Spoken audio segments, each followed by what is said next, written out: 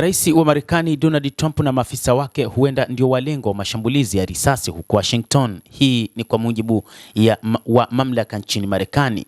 Rais huyo wa Marekani Bwana Donald Trump na maafisa wake ndio huenda walengwa na mtu aliyeshukiwa kuwa na bunduki ambaye alijaribu kuvamia dhifa ya uandishi wa White House. Kaimu mwanasheria mkuu wa Marekani Todd Blanche amesema mshukiwa huyo alitambuliwa na vyombo vya habari vya Marekani kama Cole Thomas Allen mwenye umri wa miaka 31. Alikamatwa baada ya polisi kusema alifyatua risasi karibu na kituo cha ukaguzi wakati wa tukio katika hoteli ya Washington DC siku ya Jumamosi. Blanche akizungumza na NBC News alisema nia ya mtu huyo aliyedaiwa kuwa na bunduki bado inachunguzwa, lakini matokeo ya awali yanaonyesha kuwa alikuwa akiwalenga maafisa wa utawala. Kikosi kazi cha FBI cha kitengo cha uhalifu na ugaidi kinazungumza tukio hilo. Baada ya kuondolewa jukwani na kupelekwa mahala salama, Trump baadaye aliwaambia waandishi wa habari katika kikao kifupi siku hiyo ya Jumamosi akisema, nadhani hakuna taaluma ambayo ni hatari zaidi. Katika taarifa ya Jumapili, ikulu ya White House ilisema Trump yupo imara baada ya kunusurika pamoja na wajumbe wa baraza la mawaziri jaribio la mauaji wakati wa risasi zilivyofatuliwa.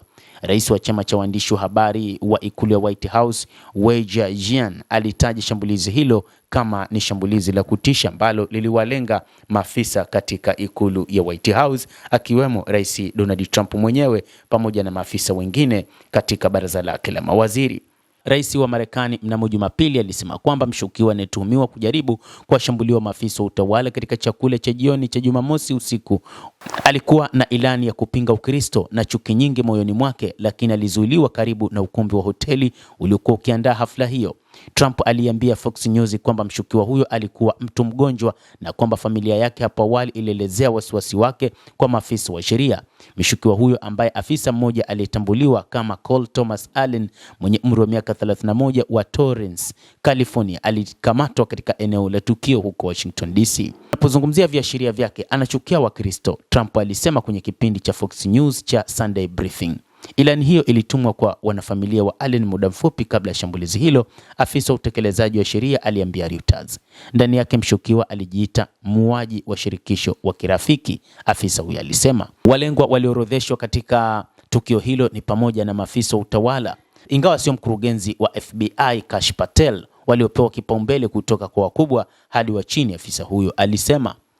Ilani hiyo ilikejeli ukosefu wa usalama na wenda wazimu huko Washington Hilton ambapo chakula cha jioni kilifanyika. Afisa mmoja alisema, kama jambo moja ambalo niliona mara moja nikiingia kwenye hoteli ni hisia ya kiburi. Miongoni mwa waandishi ameripotiwa akieleza, ninaingia na silaha nyingi na hakuna hata mtu mmoja anayefikiria uwezekano kwamba ninaweza kuwa tishio. Matukio haya fujo yalizua maswali mapya kuhusu usalama wa maafisa wakuu wa Marekani ambao wengi wao walikuwa wamekusanyika katika ukumbi mkubwa wa hoteli.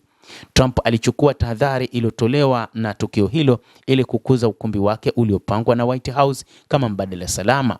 Ijapokuwa ni nzuri, ina kila kipengele cha usalama wa hali ya juu zaidi. Hakuna vyombo vya kukaa juu kwa watu wasio na usalama kuingia na iko ndani ya lango, na lengo letu ni usalama zaidi ulimwenguni, ikulu ya White House ilieleza, na Trump aliandika kupitia ukurasa wa Truth Social. Mshukiwa huyo alisafiri kwa gari moshi kutoka Los Angeles hadi Chicago na kisha kwenda Washington akiingia Hilton siku ya Ijumaa. Kama mwanasheria mkuu wa Marekani Todd Blanche alisema kupitia vyombo vya habari, akiongeza kuwa Trump na wanachama wakuu wa utawala wake walikuwa ndio walengwa na kwamba wapo salama. Endelea kutufuatilia mtazamaji, lakini nikusihi usisahau kulike, usisahau kucomment, kadhalika kusubscribe channel yetu hii ili upate habari hizi kwa mapana kupitia